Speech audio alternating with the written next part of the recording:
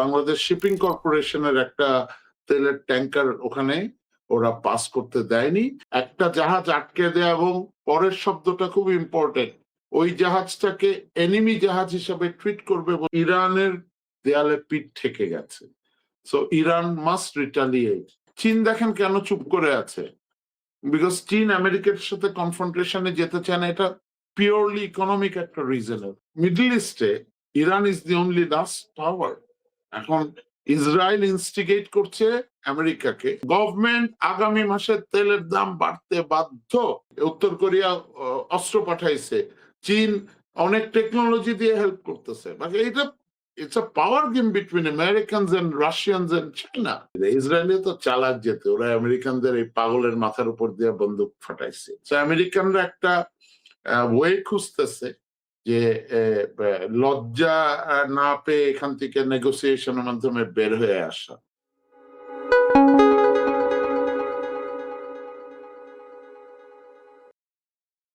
মীমাংসা ছাড়াই যুক্তরাষ্ট্র ও ইরানের মধ্যকার আলোচনা শেষ হলো।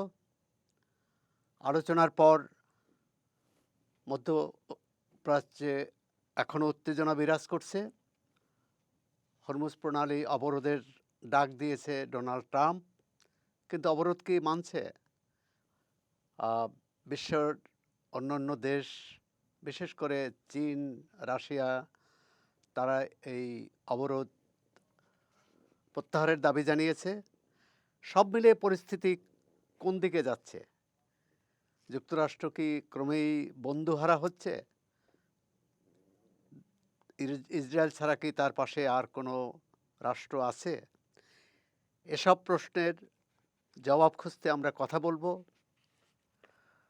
অবসরপ্রাপ্ত সামরিক কর্মকর্তা, রাজনীতি ও নিরাপত্তা বিশ্লেষক আহমেদ ফেরদৌসের সঙ্গে। আহমেদ ফেরদৌস, আপনাকে স্বাগত চর্চার সংলাপে। Thank you sir. আপনাকেও সালাম, আপনার দর্শকদের সালাম। ইরান যুক্তরাষ্ট্রের যে একদিনের বৈঠক, 22 ঘন্টার বৈঠক, ম্যারাথন বৈঠক, সেটি কোনো মীমাংসা ছাড়াই শেষ হলো। এরপর ইরান যুদ্ধের গতি প্রকৃতি কোন দিকে যাচ্ছে বলে মনে করেন? ইতিমধ্যে ডোনাল্ড ট্রাম্প সেখানে নৌ অবরোধের ডাক দিয়েছে। আমি যুদ্ধটার, যে কোনো যুদ্ধ আমাদের জন্য খারাপ। অনেকে এটাকে বলছিল যে এটার মাধ্যমে, অনেকে বলে যে তৃতীয় বিশ্বযুদ্ধ হবে কিনা, আমেরিকানরা নিউক্লিয়ার বোমা ফেলবে কিনা। আমার মতে মনে হয় না যে আমেরিকানরা এই ভুলটা করতে যাবে। কারণ দেখেন, আমেরিকাতে আমার ভাই থাকে আমেরিকায়, ট্রাম্পের স্টেটে ফ্লোরিডায়। ওখানে আগে তেলের দাম ছিল 1 গ্যালন তেল কিন্তু ওরা $2.63 দিয়ে, এখন $4 দিয়ে কিনছে। আমেরিকার কিছু স্টেটে আছে যে আপনার $7 পর্যন্ত তেলের দাম গ্যালন প্রতি হয়েছে। সো এটা ডেফিনেটলি আমেরিকান ইকোনমির উপর ইম্প্যাক্ট পড়ছে। এবং it is a war between Israel and Iran. আর আমেরিকা, আর আপনার কথা মতে বা লোকজন বলছে, আমেরিকান জনগণ বলছে যে আমরা কেন পাঠার বলি হব, সামথিং লাইক দ্যাট। আর হরমুজ প্রণালী স্ট্র্যাটেজিক্যালি খুব ইম্পর্টেন্ট। সৌরভ ভাই, আপনি নিশ্চয়ই গতকাল একটা নিউজ দেখেছেন যে বাংলাদেশ শিপিং কর্পোরেশনের একটা তেলের ট্যাঙ্কার ওখানে ওরা পাস করতে দেয়নি। এবং আমি বাংলাদেশ শিপিং কর্পোরেশনের এমডি কমোডর মালেক, আমি তার কাছে করেছি সত্য জিনিসটা। এবং আমাদের জাহাজকে তারা শত্রু জাহাজ হিসেবে টার্গেট করার একটা বলেছে। আমরা এও দেখেছি বাংলাদেশে। এটা কি যুক্তরাষ্ট্র শত্রু জাহাজ হিসেবে চিহ্নিত করেছে? ইরান করেছে। কিন্তু ইরানের বাংলাদেশে ইরানের যে রাষ্ট্রদূত, তিনি তো বলেছেন যে বাংলাদেশের কোনো জাহাজ আটকানো হবে না এবং তারা কোনো বাধা বিঘ্ন ছাড়াই আসা যাওয়া করতে পারবে। না, এটা বাংলাদেশের ইরানিয়ান অ্যাম্বাসাডার বলেছেন, দ্যাট ইজ ট্রু। বাট আপনি গতকালের নিউজে কিন্তু এটা আছে যে বাংলাদেশের শিপিং কর্পোরেশনের তেলের জাহাজটা আটকে পাস করতে দেয় নাই। এখন কেন দেয় নাই? বিকজ ইরানিয়ানরা মনে করে যে মুসলিম বিশ্ব হিসেবে বাংলাদেশের সমর্থন দেওয়া উচিত। বাংলাদেশের পররাষ্ট্রনীতি বর্তমান রাজনৈতিক সরকারের প্রথম দিন একটা স্টেটমেন্ট দিয়েছিলেন, পরে আবার স্টেটমেন্টটা চেঞ্জ করেছে। আমি এই বিষয়ে একটা কথা বলতে চাই। আমরা সৌরভ ভাই দেখলাম যে ইরানের পক্ষ নিয়ে প্রেস ক্লাবে এবং বিভিন্ন জায়গায়, ঢাকা ইউনিভার্সিটিতে বেশ সেমিনার, সিম্পোজিয়াম হয়েছে, মানববন্ধন হয়েছে। আহ আমরা বাংলাদেশিরা কোনো স্কুল কলেজের উপরে বোমা বর্ষণ, সিভিলিয়ান আহত হোক যুদ্ধে, এটা সমর্থন করি না। মানবাধিকার লঙ্ঘনের জিনিসটা আমরা কখনোই সমর্থন করি না। সেটা আমেরিকানরা করুক বা ইরানিয়ানরা করুক বা ইসরায়েলিরা করুক। বাট এখানে যে জিনিসটা হয়েছে যে ইরানের দেয়ালে পিঠ ঠেকে গেছে। So Iran must retaliate. এবং ইরানিয়ানদের একটা যোদ্ধা জাতি, ইরানিয়ানরা ফাইট করে আসছে আমেরিকা আর ইসরায়েলের এগেইনস্টে। এখানে দেখেন সৌরভ ভাই, চায়না নীরব। চাইনিজদের, because they are busy with their economy. আমি যেভাবে দেখি, আমি যেই লেন্সে দেখি, কিন্তু হরমুজ প্রণালী বন্ধ হলে তো চীন সবচেয়ে বেশি ক্ষতিগ্রস্ত হবে, কারণ তা হরমুজ প্রণালী থেকেই তার জ্বালানিটা বেশি আসে। জি, চীন ক্ষতিগ্রস্ত হবে। এবং হরমুজ প্রণালী দিয়ে দেখেন তেলগুলি এশিয়ান এই অঞ্চলে আসে বেশি। সো হরমুজ প্রণালীর এই তেলে চীন চীন দেখেন কেন চুপ করে আছে, বিকজ চীন আমেরিকার সাথে কনফ্রন্টেশনে যেতে চায় না। এটা পিওরলি ইকোনমিক একটা রিজনের। ওদের $1 ট্রিলিয়ন বিজনেস আছে। আমাদের বাংলাদেশের অবস্থানটা কি হওয়া উচিত সৌরভ ভাই? আমি বাংলাদেশের স্বার্থ নিয়ে কথা বলছি এখন। বাংলাদেশে আপনি জানেন যে বাংলাদেশের economy is dependent on two sectors. One is readymade garments, আর আরেকটা হলো মধ্যপ্রাচ্যের আমাদের রেমিটেন্স যোদ্ধা। এখন দেখেন মধ্যপ্রাচ্যের রেমিটেন্স যোদ্ধা কোথায় কোথায় আছে। মেজরিটি আছে আপনার সৌদি আরবে, ইউএই তে এবং এই কাতার টাতার এইসব দেশে। এখন ইরান আর আমেরিকান ইসরায়েল কনফ্লিক্টের মধ্যেও কিন্তু মধ্যপ্রাচ্যে আমরা দেখেছি সৌদি আরবের অ্যারামকো নামে যে তেল কোম্পানি, ওখানে আক্রমণ হয়েছে। ওদের ইনফ্রাস্ট্রাকচারের উপরে ইরান আক্রমণ করছে। এবং ইরানিয়ানদের এই রেজিমটা, এইটা আমি কম্পেয়ার করি একটু অন্যভাবে, যে লাইক আমরা গণ অভ্যুত্থান করেছি 24-এ একটা ফ্যাসিস্টকে হটিয়ে। আমি যদি বলি যে ইরানের এই রেজিমটাও ফ্যাসিজম আছে, ওখানে মানুষের কথা বলার অধিকার নাই, স্বাধীনভাবে কথা বলতে পারেন না, তা আমি তার মানে কি আমি একটা ফ্যাসিস্টকে সাপোর্ট করব? Question number 1। ইরান যদি ফ্যাসিস্ট না হয়, we have our whole hearted support. আপনি জানেন যে প্যালেস্টাইন যুদ্ধে বাংলাদেশ থেকে, আফগানিস্তান যুদ্ধে বাংলাদেশ থেকে অনেক ইয়াং মৌলবাদী যারা এরা গিয়েছে, জিহাদ করেছে, করেছে। আব্বাসির মতো হুজুররা এখানে কতল করে ফেলবে আপনার মতো। না, সেটা তো আফগানিস্তানে প্রথমে যখন তালেবান বা মুজাহিদ গঠন হলো, তার পিছনে আমেরিকা ছিল। এখন ইরানে আপনি বলছেন যে সেখানের রেজিমটা কি? মানে সেই শাসকরা নিপীড়ক না জনবান্ধব? যদি নিপীড়ক হয়ে থাকে, তারা তো এখন আক্রান্ত। সেই আক্রান্ত জনগোষ্ঠী এবং বেসামরিক নাগরিক মারা যাচ্ছে, স্কুল কলেজের শিক্ষার্থীরা মারা যাচ্ছে, এটা তো কোনোভাবে মেনে নেওয়া যায় না। ইরানিয়ান বর্তমান শাসক গোষ্ঠী এ নিপীড়িত, ইরানের জনগণ নিপীড়িত। জনগণ নিপীড়িত, জনগণের কথাই বলছি। ওকে, শাসক গোষ্ঠী নিপীড়িত কিনা মানে না, এটা নিয়ে শাসক ডিবেট গোষ্ঠীর কথা করা। আমি বলছি না। পৃথিবীর খুব কম শাসক গোষ্ঠী আছে যারা আ নিপীড়ক নন। সুতরাং সেই বিতর্ক পরে আজকে যে ইরানের উপর যুক্তরাষ্ট্র যে যুদ্ধ চাপিয়ে দিয়েছে, এবং সেটাও যুক্তরাষ্ট্রের স্বার্থ যতটা না, তার চেয়ে বেশি স্বার্থ হচ্ছে ইসরায়েলের। এবং যুক্তরাষ্ট্র একটি পারমাণবিক অস্ত্রধারী রাষ্ট্র, ইসরায়েল পারমাণবিক অস্ত্রধারী রাষ্ট্র। তারা বলছে যে ইরান পরমাণু অস্ত্র তৈরি করতে পারবে না। এমনকি তাদের শান্তি এবং উন্নয়নের কাজেও পরমাণু অস্ত্র পরমাণু সম্ভার করতে পারবে না। মানে এটা তো কোনোভাবেই গ্রহণযোগ্য নয়। না, এটা আপনার এই কোয়েশ্চেনটা লেজিট। এখন দেখেন, আমরা যদি ইরাকের ইস্যুতে দেখি, ওপেন অফ মাস ডিস্ট্রাকশনের নামে যে ইম্পেরিয়ালিজম, এই যে সাম্রাজ্যবাদী শক্তিটা ইরাকের সভ্যতাটা ধ্বংস করে দিয়েছে। ইরাক এর আগে লিবিয়া শেষ করে। আমি আমি ছোটবেলায় লিবিয়াতে ছিলাম। আমার বাবা চাকরি করতেন, আমরা ৬-৭ বছর ছিলাম। 77 to 83 Libya was beautiful. Was like people's Gaddafi was so popular.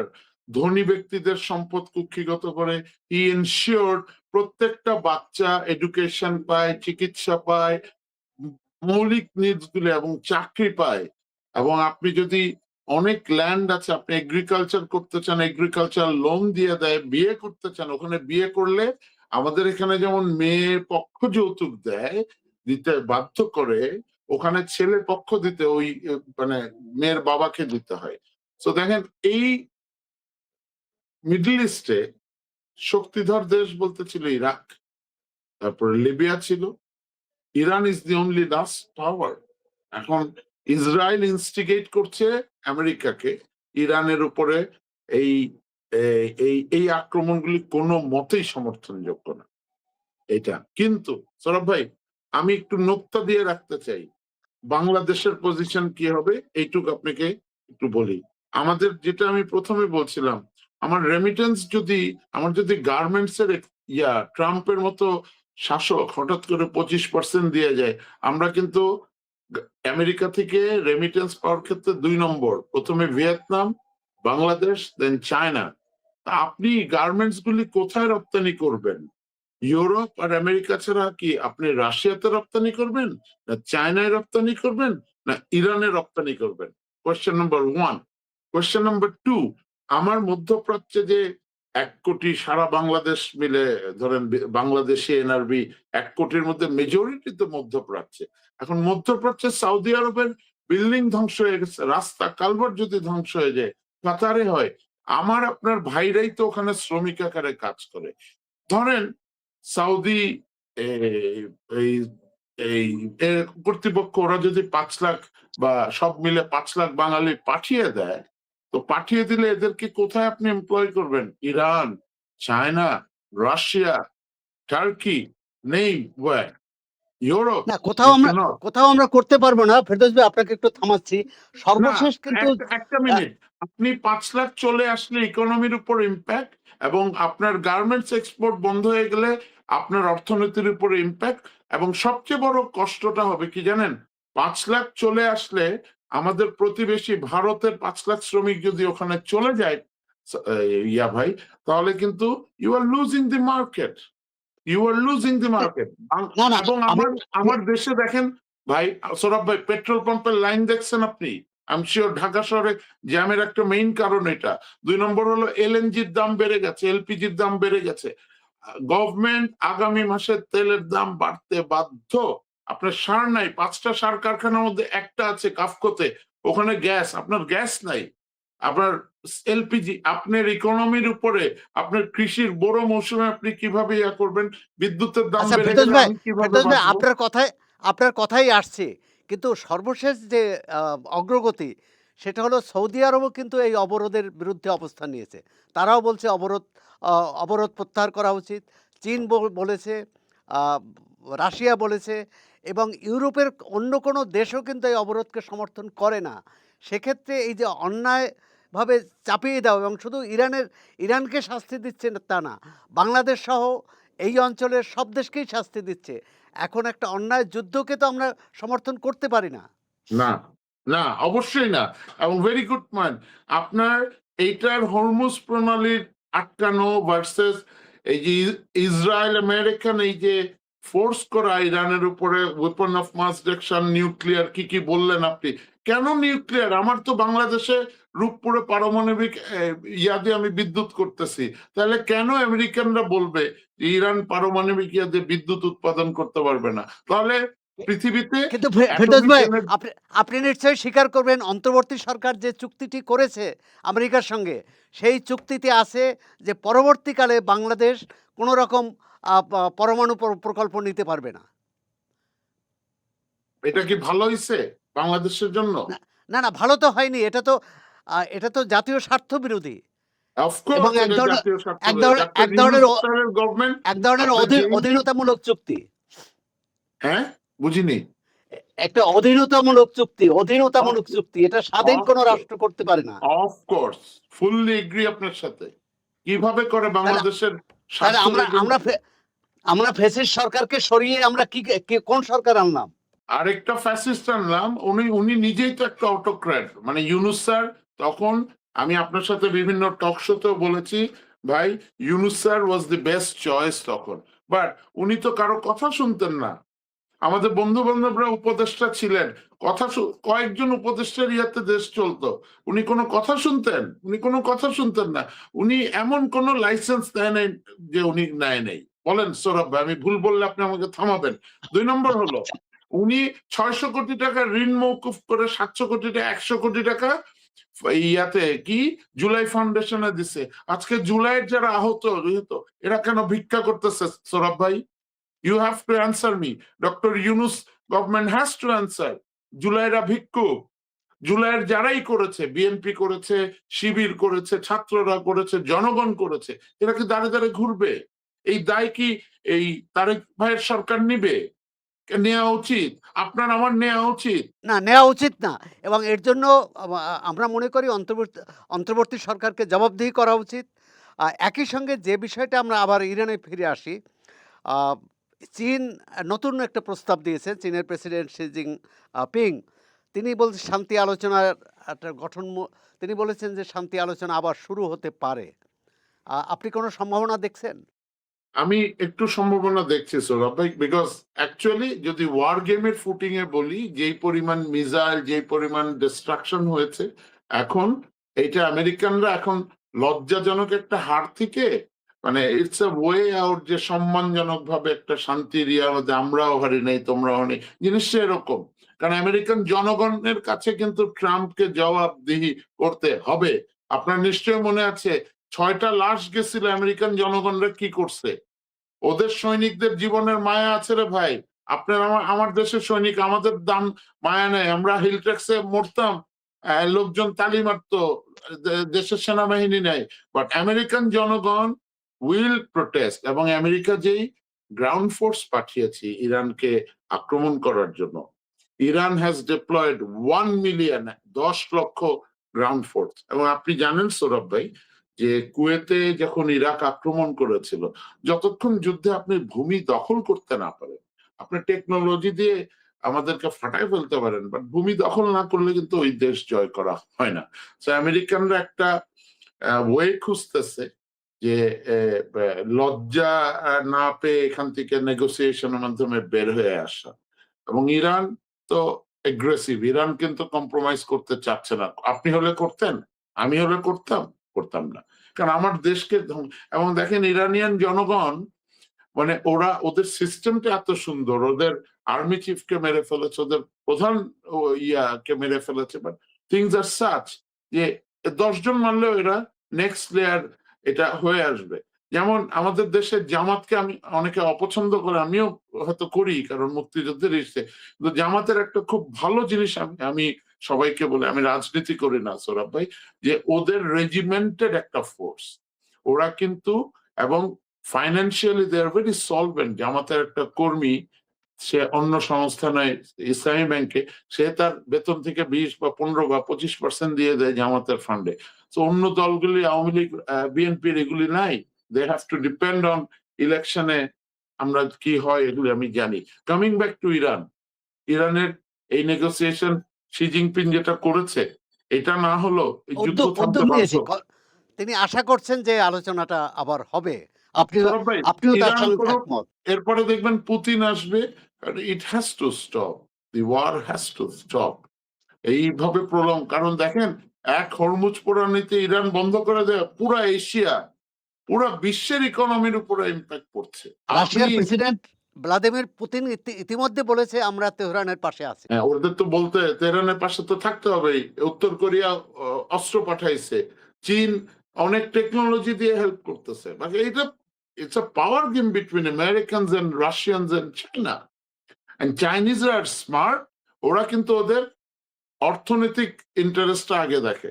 আমার বিনীত রিকোয়েস্ট, আমি আপনার এই সাবজেক্টের সাথে সম্পূর্ণ একমত, বা অনেক কথা বলতে পারি, আপনাকে লজিক দিব আমি, কিন্তু বাংলাদেশের কি হবে সৌরভ ভাই আগামী মাসে? এটা নিয়ে আপনারা কোনো কথা বলতেছেন না মিডিয়াতে। না না বলতেছি, বাংলাদেশের কিন্তু এই অবস্থা জন্যই তো যুদ্ধটা অবিলম্বে বন্ধ হওয়া উচিত। এক্স্যাক্টলি। আর বন্ধ যদি না হয় সৌরভ ভাই, ধরেন আরো, এটা কি মাস? এপ্রিল, আরো যদি মে 1 মাস যুদ্ধ চলে, বা আমার হিসাবে 15 দিন 20 দিন চলে, এটার ইকোনমিক ইম্প্যাক্ট, সুদূর প্রসারী ইম্প্যাক্ট বাংলাদেশে কি হবে? একটু যারা ইকোনমিস্ট, না, না, ভয়াবহ পরিস্থিতি তৈরি হবে, ভয়াবহ পরিস্থিতি তৈরি হবে। ইতিমধ্যে যে ইস্টার্ন রিফাইনারি, তার যে কাঁচামাল আসার কথা, যে ডিজেল আসলে সেটা এখানে পরিশুদ্ধ হবে, আর শোধন করা হবে এবং অকটেন এবং অন্যান্য যে জ্বালানি সেটা বের হবে। কিন্তু সেখানে যে সেই কাঁচামালটা এখন নেই, হয়তো পাইপলাইনে আছে, আসতে আরও কয়েকদিন সময় লাগবে। কর্মকর্তারা বলেছেন যে হয়তো আমরা মে মাসের দিকে। আজকে হচ্ছে এপ্রিলের 14 তারিখ। মে মাস মানে হচ্ছে আরও 16 দিন। মানে এটা তো ভয়াবহ ভয়াবহ অবস্থার মুখে পড়ে যাচ্ছে বাংলাদেশ।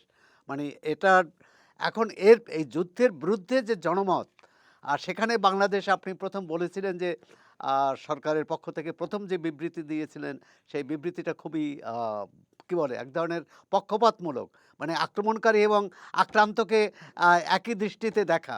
পরবর্তীকালে তারা সরে এসেছে এবং কিন্তু আপনি যে এই যে জাহাজটি বাংলাদেশের শিপিং কর্পোরেশন যে জাহাজটি আটকে দিয়েছে বা আসতে পারেনি, এটি কি বিচ্ছিন্ন ঘটনা বলেন, না বাংলাদেশকে তারা এভাবেই দেখছে বলে মনে করেন? না ভাই, সৌরভ ভাই, আপনারা এটার ইম্প্যাক্টটা দয়া করে বোঝার, এটা বিচ্ছিন্ন ঘটনা না। একটা জাহাজ আটকে দেয়া, এবং পরের শব্দটা খুব ইম্পর্টেন্ট, ওই জাহাজটাকে এনিমি জাহাজ হিসাবে ট্রিট করবে বলে, আপনি গতকালের নিউজগুলি আল জাজিরা এখন স্ক্রল করেন, দেখবেন। সো এনি জাহাজ বাংলাদেশের export from Chittagong to USA, or import of তেল from Abu Dhabi, Saudi Arabia, Hormuz প্রণালী দিয়ে আসা, উড়াই দিবে ভাই। আপনার জাহাজ আছে কম। কিন্তু এর মধ্যে চীনা জাহাজ তো, চীনা জাহাজ, কিন্তু এখন তো অবরোধটা ইরানের চেয়েও আমেরিকান অবরোধ। সেই অবরোধ ভেঙে কিন্তু চীনা জাহাজ চলে এসেছে। কিন্তু সেক্ষেত্রে বাংলাদেশ কোনো ছাড় পাবে কিনা, না বাংলাদেশ মানে একটা একটা শাঁখের করাতের মতো উভয় কুলেই মানে তারা বিপদগ্রস্ত হবে। স্বাক্ষর করাতের মতো অবস্থা আছে একটা গরিব রাষ্ট্রের, মানে যার নাকি পলিটিক্যাল ভয়েস নাই। হ্যাঁ, আপনি দেখেন, আমি আপনাকে একটা খারাপ এক্সাম্পল দেবো, আপনি মনে কষ্ট নিয়েন না। এই যুদ্ধে লাভবান হয়েছে পাকিস্তান, এয়ার স্পেস ব্যবহার হচ্ছে, করাচির পোর্টের দিয়ে অনেক বাণিজ্য করছে। বাংলাদেশ তো এটা সুযোগটা নিতে পারতো। আপনি আমাকে স্বার্থপর বলেন আর যাই বলেন সৌরভ ভাই, আমি আপনি হয়তো চাল খাই নাজির শাহ, আমরা মোটা চাল খেতে পারবো, কিন্তু আপনার ড্রাইভার, সে কি চাল খাবে? একটা গার্মেন্টস কর্মী, তার কি বেতন বাড়বে? সে 18,000 টাকা বেতন পায়। কস্ট অফ লিভিং বেড়ে গেলে সরকারের কি আর্থিক অবস্থা এরকম আছে ভতুর্কি দিয়ে চালাবে? সৌরভ ভাই, আপনি তো বিজ্ঞ লোক, আপনি তো এগুলো আমার। আচ্ছা, আচ্ছা, নিরাপত্তা বিশ্লেষক হিসেবে আপনি বলুন যে এই যে যুক্তরাষ্ট্র এবং ইরান, দুই পক্ষই পাকিস্তানকে আস্থায় রাখলো কেন? এর পিছনে কি কারণ? যুক্তরাষ্ট্র আর ইরান, কারণ আপনি পাকিস্তান, শুধু পাকিস্তান না, টার্কিকেও আস্থা রাখছে যে এটা একটা স্ট্র্যাটেজিক মুভ। যুক্তরাষ্ট্র রাখছে পাকিস্তান এন্ড টার্কিকে দিয়ে ইরানকে বুঝায় একটা নেগোসিয়েশন, উইন উইন সিচুয়েশনে দুইজন বের হয়ে আসছে, সিম্পল, আর কোনো কাজ নেই। পাকিস্তান এটা থেকে বেনিফিট এক্সট্রাক্ট করছে। আমি বাংলাদেশ হলো, আমিও তো বাংলাদেশের এটা থেকে বেনিফিট এক্সট্রাক্ট করতাম। আজকে যদি জেনারেল জিয়াউর রহমান বেঁচে থাকতেন, আমাদের লেট প্রেসিডেন্ট জিয়া, আমি আপনাকে একটা ঘটনা না বললে আপনি অসম্পূর্ণ। আমার বাবা লিবিয়াতে ওয়াবদা থেকে ডেপুটেশনে গেছিল, তো তখন লিবিয়াতে যেদিন প্রেসিডেন্ট জিয়া মারা যান, আমার বাবা এসে আম্মার কাছে খুব মন খারাপ করে বসে আছে। আমরা তো ভাই রেডিও টেডিও তখন ছিল না, কোন সনে, 80 সনের কথা। আম্মা জিজ্ঞেস করে খাওয়ার টেবিলে কি হয়েছে? ওখানে বাংলাদেশিদেরকে আমাদেরকে চিনতো না, বলতো ইউ হিন্দ, মানে হিন্দ মানে ইন্ডিয়ান, নো পাকিস্তানি, ওরা পাকিস্তান বলতো, নো বাংলাদেশ চিনাতে হতো। আর আমরা গেছি 79-এ। ওকে, তখন আমার আব্বার বস আব্বাকে বলতেছিল, Mofiz, you Bangladeshi people are ungrateful. আব্বা বললো ওয়াই? বলে তোমরা ওআইসির একটা লিডার এই ইরাক ইরান যুদ্ধ থামাই দিচ্ছে, এরকম একটা প্যাট্রিয়ট মানুষ তোমাদের এখানে এই রেমিটেন্স আনার জন্য সে দৌড়ায় বেড়াচ্ছে বিভিন্ন মধ্যে, ওই লোকটারে তোমরা মাইরা ফেললা। হাউ, মানে খুব গালি দিয়ে করতেছে। আজকে আমাদের ওরকম একটা লিডার দরকার ছিল, সে প্রেসিডেন্ট জিয়া হোক বা এনিওয়ান এক্স ওয়াই জি হোক, যে এই নেগোসিয়েশনটায় নেতৃত্ব নিতে পারতো। এবং এরকম একটা নেতৃত্বের, এরকম একটা লিডার আমেরিকানরাও খুঁজতেছে। ইরান কতদিন যুদ্ধ করবে? ওদের তো দেয়ালে, এরপরে ওরা লাঠি দিয়ে যুদ্ধ করবে, পাথর দিয়ে যুদ্ধ করবে, but they will not stop because না, কিন্তু কিন্তু আন্তর্জাতিক নিরাপত্তা বিশ্লেষকরা তো এখনো মনে করেন যে ইরান আরও কিছুদিন তারা আমেরিকাকে ঠেকাতে পারবে, আমেরিকা এবং ইসরায়েলি বাহিনীকে। কারণ যেহেতু যুদ্ধটা স্থলে হচ্ছে না, স্থল বাহিনীর যুদ্ধ হলে তখন হয়তো মানে ভূখণ্ড দখল হয়ে যেত। যেহেতু যুদ্ধটা হচ্ছে আকাশে, সুতরাং ইরানের পক্ষে আরও কিছুদিন যুদ্ধ চালানো কঠিন হবে না। আপনি কি একমত কিনা? একটা এক্সাম্পল দেই। একটা ড্রোন, আমেরিকান ড্রোন ওদের $20,000 দিয়ে করে, ইসরায়েলি ড্রোন আরো এই ড্রোন ইরানে সুইসাইডাল ড্রোন বলি আমি, এখান থেকে বোম ফিট করে আপনার ওখানে গিয়ে ওই ড্রোনটা শেষ, $500 করতেছে। চায়না $300 করতেছে। ইরানের লাখ লাখ ড্রোন আছে। সো আর ওদের এই জন্য আপনি দেখেন ইসরায়েলের যে টেকনোলজি, ওয়ার্ল্ডের বেস্ট টেকনোলজি, এই টেকনোলজি এগেনস্টে আপনি যুদ্ধের খতিয়ান নেন, কার কত ক্ষতি হয়েছে, আর্সেনালের কার কত ক্ষতি হয়েছে। আমেরিকার 3,000 ফাইটার আছে, 3,000 ফাইটার, একটা ফাইটার ফালাইছে, আবার ফালাবে। এই অনিশ্চয়তার মধ্যে আমেরিকানরাও তো আস্তে আস্তে অর্থনীতি চাপে পড়তেছে। আমেরিকান জনগণ তো ছেড়ে দিবে না। ওরা বলতেছে তোমরা ইসরায়েলের জন্য এরকম করতেছো। সো যুদ্ধ থামতে বাধ্য সোরাব ভাই, বাধ্য। আপনি জিনিসটা যদি বুঝেন, আমি যেই লেন্সে কথা বলছি, যুদ্ধটা না থেমে পারবে না। ইরান কিন্তু আমার দৃষ্টিতে, আমি আর্মির ইয়াতে বা যতটুকু পড়াশোনা করি, they will fight on till last. হ্যাঁ, অনেকে বলে যে ইরানের ক্যাপাসিটি শেষ হয়ে গেছে, 50 বছর ইয়ে লাগবে। বাট একটা জাতি যদি এক থাকে, মানে জাতির মধ্যে যদি ইউনিটি থাকে, যেটা ইরানে আমরা দেখতে এবং সেটা তো আছে, পাচ্ছি। ইরানে আছে। Yes. Yes. কিন্তু যুক্তরাষ্ট্র যে এই অন্যায় যুদ্ধ চাপিয়ে দিল, এবং তার বিরুদ্ধে তো যুক্তরাষ্ট্রের মানুষও ক্ষুব্ধ, এবং তারা প্রতিবাদ করেছে, রাস্তায় নেমেছে। এবং সবচেয়ে হলো ট্রাম্প যে উন্মাদ হয়ে গেছে, এবং তিনি এখন প্রথমত যুদ্ধ ইরানকে ধ্বংস করে দিতে চেয়েছিলেন, এখন যে কোনোভাবে যুদ্ধ থেকে সরে আসতে চাচ্ছেন। আর ট্রাম্পের সরে আসার পথ কী? মানে পরাজয় মেনে নেওয়া, না আমি বিজয়ী হয়েছি এরকম একটা কি বলে একটা মানে বাগাড়ম্বর করে মানে এখানে থেমে যাওয়া? এখন ট্রাম্পের আসলে উনি তো একটা পাগল মানুষ, লোকজন বলে। উনি দেখেন না, কয়েকদিন আগে একটা দেশে দখল করে তার প্রেসিডেন্টকে নিয়ে এসে ভেনেজুয়েলার প্রেসিডেন্টকে নিয়ে এসে ওদের তেল কবজা করলো। ওদের একটা ক্যালকুলেশন, মানে আমরা মিলিটারিতে যেটা বলি স্ট্র্যাটেজিক্যাল মিস্টেক হয়েছে to undermine Iran, both Americans and ইসরায়েলিরা। ইসরায়েলি তো চালাক যেতে, ওরা আমেরিকানদের এই পাগলের মাথার উপর দিয়ে বন্দুক ফাটাইছে, এই ইয়াটা করছে। আমেরিকার, আপনি ঠিকই বলেছেন, আমেরিকান জনগণ আর ট্রাম্পের এইটাই লাস্ট টার্ম। সো ট্রাম্প যেটা চেয়েছিল এই যুদ্ধে জয় করে, দেখেন আমেরিকা একটা কথা আমরা ভুলে গেছি, পেট্রো ডলারের অবসানের একটা কথা আমরা শুনেছিলাম। পেট্রো ডলারের কারণে আজকে আমেরিকান ইকোনমি এরকম হয়েছে। ওই পেট্রো ডলারের অবসান তো হয়নি, কিছু ট্রেড হচ্ছে, তেল নিচ্ছে আপনার চায়নায়, বিনিময়ে ওরা ইউয়ানে করার চেষ্টা করতেছে।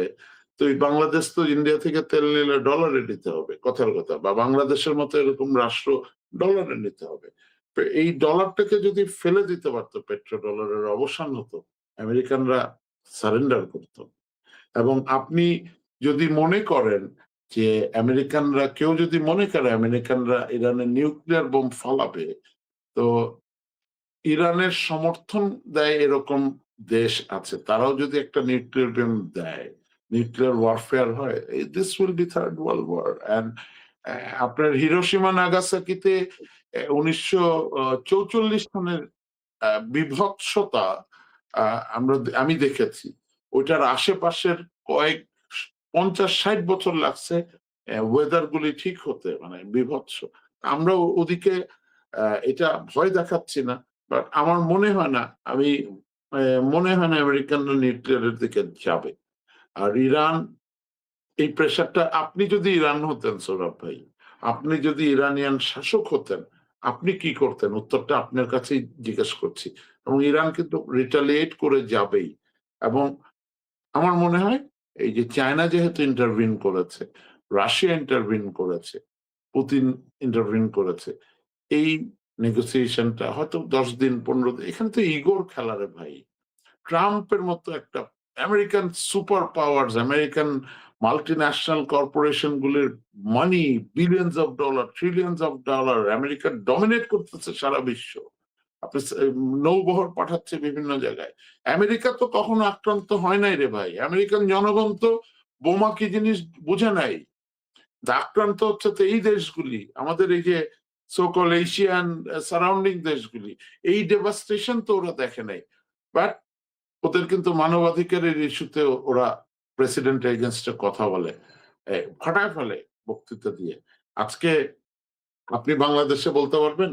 হাসিনার সময় তো ওরে বাবা, এরপরে তো ইউনূস সাহেবের সময় বলছেন আপনি, আমরা পাগল কতগুলি বলছি, বাট কিন্তু বলে লাভ হয়েছে? এখন নতুন গভর্নমেন্ট, 2 মাসের গভর্নমেন্ট, এদেরকে এগুলিতে আপনি যদি আজকের সরকার হিসেবে ক্ষমতায় থাকতেন সৌরভ ভাই, আপনি যদি তারেক রহমানের জায়গায় থাকতেন, how would you manage Bangladesh? আপনি যদি আজকে অর্থমন্ত্রী থাকতেন, জ্বালানি মন্ত্রী থাকতেন, কিভাবে এই দেশটার আপনি যেই অবস্থায় পাইছেন ইউনূস স্যারের সরকারের কাছ থেকে, এর আগে মানে শেষ করে দিচ্ছে সব প্রতিষ্ঠান, আপনি কিভাবে বাংলাদেশের জনগণকে নিরাপত্তা দিতেন?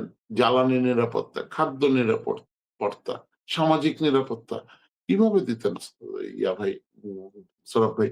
তা না, সেটা দেওয়া তো খুবই কঠিন, খুবই কঠিন এবং সরকারও সেই কঠিন অবস্থার মুখোমুখি। এখন আমরা আপনি যে আশাবাদ ব্যক্ত করেছেন যুদ্ধ থেমে যাবে, উভয় পক্ষই যুদ্ধ থামাবে তাদের স্বার্থেই, বিশ্বের বিশ্বকে বিশ্বকে ভয়াবহ বিপর্যয়ের মধ্যে ঠেলে না দেওয়ার জন্যে যুদ্ধ থেমে গেল। এর পরের মধ্যপ্রাচ্যের ভূ রাজনীতিটা কী হবে? মানে এই ব্যবস্থাটা, যে ব্যবস্থাটা আছে সেটাই টিকে থাকবে? না এটার না, একটা চেঞ্জ আপনি, কারণ দেখেন আমেরিকানরা আমাদের দেশে রেজিম চেঞ্জ করতে চেয়েছিল, ভেনেজুয়েলায় করেছে, এখানে করেছে, বাট এইবার কিন্তু একটা নাড়া পড়ছে রে ভাই। এইবার আপনি দেখেন কাতারের পজিশন এবং সৌদি আরবের পজিশনটা খুব কেয়ারফুলি আমাদের অ্যানালাইসিস করতে হবে। টার্কির পজিশনটা, টার্কি ইজ রিপ্রেজেন্টিং, অনেকে বলে আমেরিকান ইন্টারেস্ট। হ্যাঁ, টার্কি অস্ত্র বানায়, ভালো অস্ত্র বানাচ্ছে, ড্রোন বানাচ্ছে, করতেছে, বাট মধ্যপ্রাচ্য সবচেয়ে বেশি ক্ষতিগ্রস্ত হয়েছে। এবং ওদের নেতৃত্বের মাথায় যদি ঘিলু থাকে, ওরা ওদের জনগণের নিরাপত্তার জন্য, ওদের রাষ্ট্রের নিরাপত্তার জন্য ওরা একটু পজিশনটা চেঞ্জ করবে। আমি এটা মনে করি এরকম একটা চেঞ্জ আসবে। সেটা কি change, it's too early to predict, but ওই হেজিমনিটা আর থাকবে না। আমেরিকান হেজিমনিটা ওই স্কেলে আমার মনে হয় না ওইসব দেশে আর থাকবে।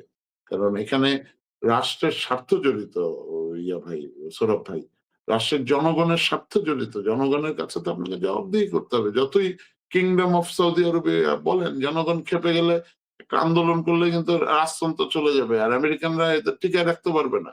এটা কিন্তু মিয়া, কারণ এই যে বাংলাদেশে যে গণ অভ্যুত্থান হয়েছে 24-এর, এটার পরে দেখেন নেপালে হয়েছে, বাট নেপালে অভ্যুত্থানের এফেক্ট আর বাংলাদেশে এক হয়নি। বাংলাদেশের ছাত্ররা ডিরেইল হয়ে গেছে, ওদেরকে ডিরেইল করা হয়েছে।